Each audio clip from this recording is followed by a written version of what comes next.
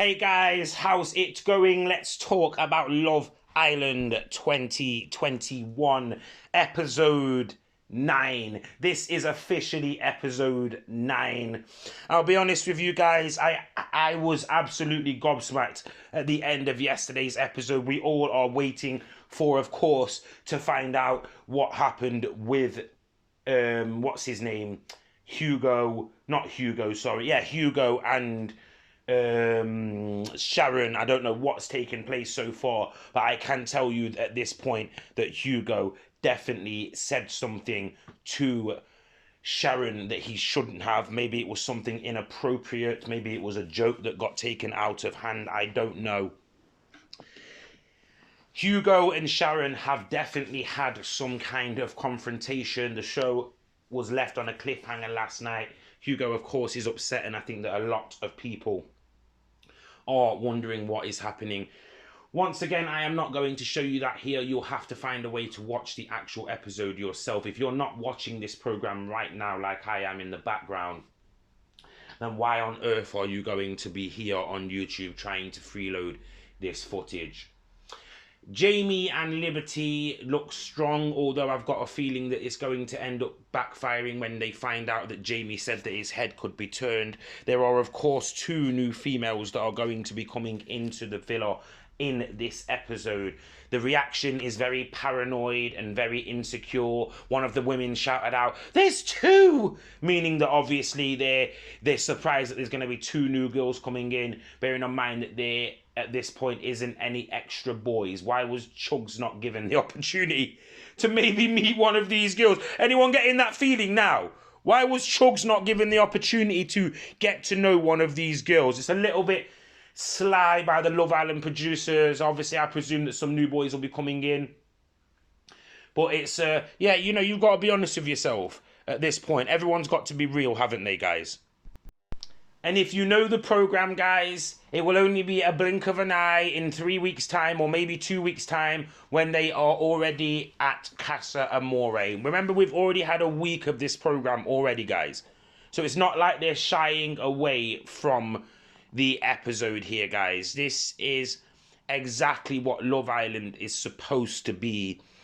I am looking forward to seeing what takes place over the next few days. Brad, of course, yesterday was kind of exposed. I don't think he actually meant the things that Rachel took on board. I think Rachel just took her own version of what Brad said. I don't know where Rachel came up with that conclusion, but she needs to be a little bit more assertive with herself. Just ask the guy.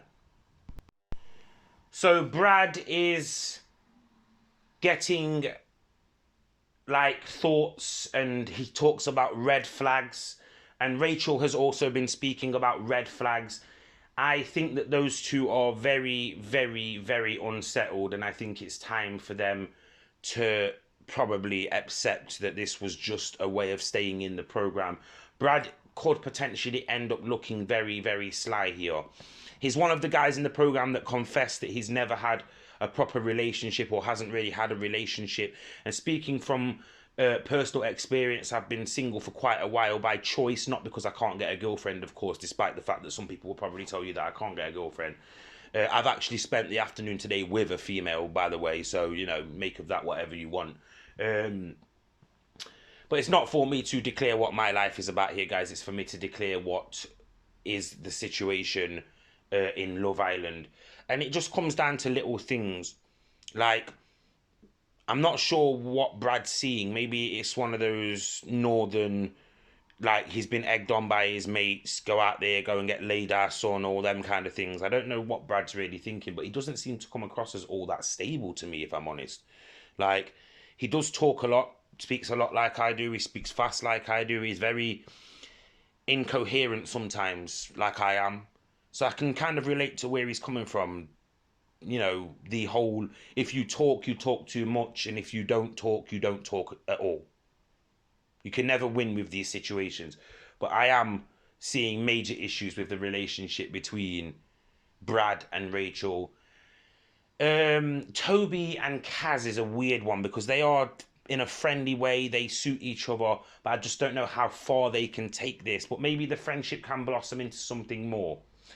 Faye, I can't stand her. I'm sorry, I cannot stand her. And this is me giving you a more in-depth look at these characters that are in the program. Faye, I can't stand her. I think that she is just one of these, you can never please her. She goes out with a guy who's got a 9-inch penis and he is the greatest sex in the world, but she'll find flaws in him, and then she'll leave him and go with a guy who's got a 4-inch penis, and she'll lord it over him and make him feel, you can just tell that she's one of these girls that she's never happy with anything. Guy buys her something, she feels insecure about it. It's just crazy. It's just, I don't really know if she's suffering from some kind of insecurity, or maybe she's suffering from something different. But my senses become aware when Faye's speaking, and I just wouldn't be able to get along with her. I just know I wouldn't. But yeah, there are new girls in the island, guys, or in the villa, should I say. There are girls that have come to the Love Island. They are playing the couples challenge, and later in the episode we are going to get to find out exactly what took place between Hugo and Sharon. I'm sure everyone's waiting. In the headline, I will try and explain this as good as I possibly can, but of course it will probably just end up being something like Hugo and Sharon, Hugo versus Sharon, etc., whatever it will be. But yeah, I'm going to sit down now, guys, and I'm going to watch the rest of this episode, and I'm going to hopefully enjoy the rest of this episode. As I said, I am here worrying about certain outcomes. I don't want Hugo to have done anything too serious, and I don't want him to end up being the, if you remember Big Brother, the nasty Nick of this series, because he does seem like he's a lovely guy, and he has got some kind of either disability or learning difficulty. I'm not sure. I was reading something about it, and I hope that he doesn't get singled out. I hope that nobody online is making fun of him until we actually get, or making any sort of abusive comments until we actually get some kind of information about this at this point. At this point, I'm going to shut down the video. Most of you probably wouldn't have listened through to this length anyway, but anyone who has listened through to this length, shout out to you. I am getting the right amount of views from these videos that I do require, and I do appreciate everybody who is helping out right now.